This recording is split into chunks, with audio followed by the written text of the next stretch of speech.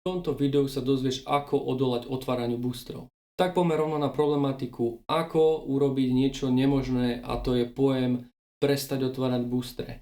Ako isto viete, tak občas vás chytí taký ten rapel, že aj vy alebo ja si proste sadnete, zoberete svoj stok a začnete otvárať jeden booster za druhým. Väčšinou je to, že jeden booster nebude mať, ako sa hovorí, ten One Pack Magic, že bude mať práve ten veľký hit. Prečo je tomu tak? No šance hovoria za seba a vy keď máte 1:260, že chytíte zlatého Charizarda, tak ho tam proste mať nebudete.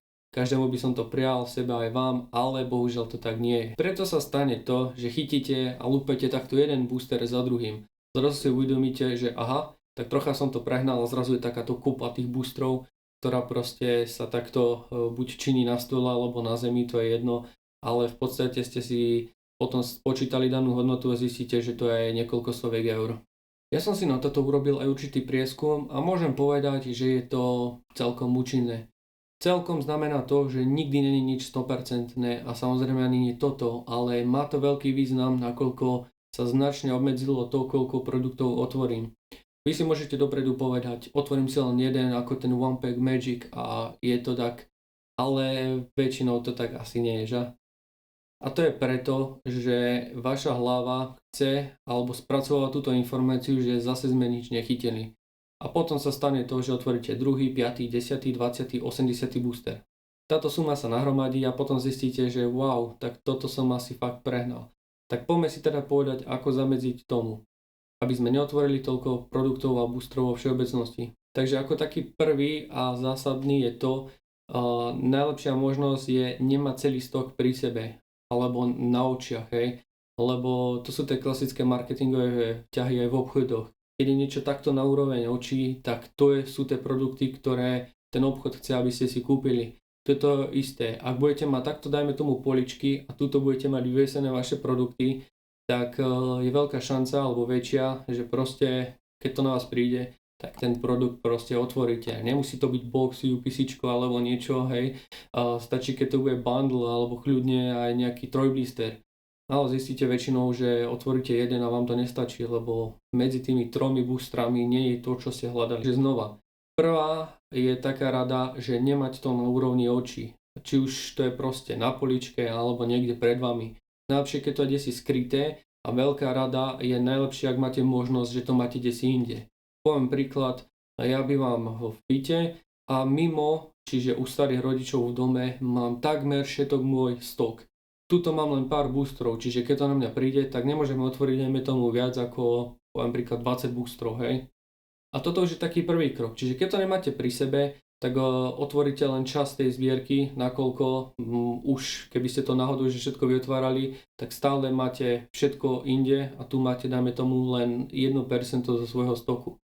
Takže toto je jedna rada, ale ak nemáte takúto možnosť, tak nevadí, my si povieme ďalšie kroky. Ďalší krok je to, že si vopred stanovíte, že koľko ich chcete otvoriť. Poviem príklad.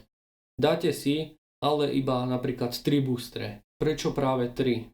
No je to z toho dôvodu, že vy keď si dáte, otvorím si už že hneď na začiatku 20, tak väčšinou tých 20 vy otvárate.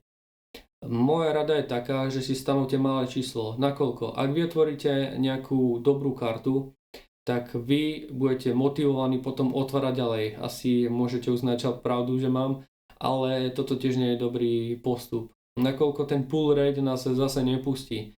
Ak vy otvoríte nejaké SIR-ko, tak je veľká šanca, že proste v ďalších pár boostrov tá karta tam už ďalšia nebude, nakoľko ste si minuli tú svoju šancu na pull rate. Môže byť, ale spravidla nie je. Čiže toto je taká doplnková rada, ak otvoríte nejakú kartu, ktorá je vážne drahá z danej sady, a keď ste mali naplánované, že otvoríte viac boostrov, tak proste zastavte a neotvárajte. Aspoň nie ten deň, ale buď inokedy, alebo vôbec. Ďalšia taká rada, možno sa niektorých zasmejú, ale je to, že opustiť tú miestnosť, ktorej ste a nezažívať vlastne ten moment prítomný, že ste zažili to sklamanie a neotvorili nič. Pretože opakujem, otvoríte 20 boostrov a budete chcieť ich otvoriť 50.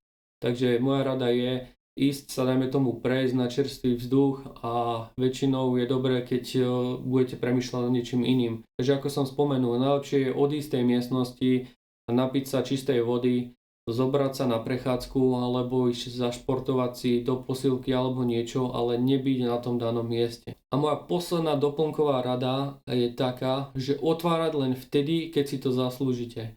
To neznamená, hej, že musíte teraz výjsť na Mount Everest a vy potom si môžete otvoriť vaše úpisičko. Nie, tak som to nemyslel.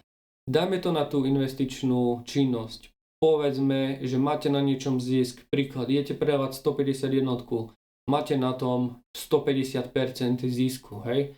Tak v podstate vy si dáte takýto už deal vopred sám so sebou, že ak niečo predáte, dajme tomu v zisku optimálne, tak až vtedy si otvoríte, dajme tomu nejaký blister alebo proste bundle.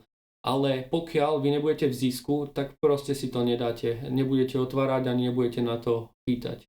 A čo sa týka mňa, tak za mňa táto stratégia úplne že funguje. Čiže kombinácia toho, že to idete mať inde uložené, že to máte uskladené u starých rodičov alebo u rodičov alebo inde u kamaráta, no to neodporúčam, ale je to uchované inde, alebo stanovíte si tú odmenu, keď niečo predáte a zase po tretie, ako som vravel, že otvárate iba malé množstvo. Čiže tieto rady, keď skombinujete a samozrejme aj s tou, že sa zoberiete po určitých boostroch a idete si zacvičiť, tak verím, že to percento otvárania určite klesne. Aj keď nevrajím, že to musí byť 100%, ale ak to bude aj 90-95% na úspešnosť, tak aj vtedy to podľa mňa má zmysel. A toto bol pre toto video všetko. Ja ďakujem všetkým za zliednutie a vidíme sa pri novom. Čaute.